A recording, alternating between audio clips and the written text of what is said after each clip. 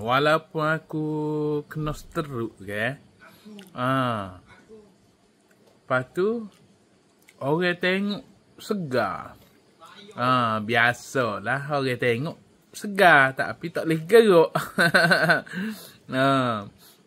Moga kita ni tak itu kak dah gula tebu. Gula tebu ni bahaya rupanya. Jadi kita makan apa ni? Gula U. Gula U dia tak ada kalori lah. Lagi tak ada apa tak ingat. Dia gula molek. Untuk kita. Kalau kita nak segar, baik berhentilah gula putih. So lagi kalau itu hak jualnya nama gapo tak ingat dah.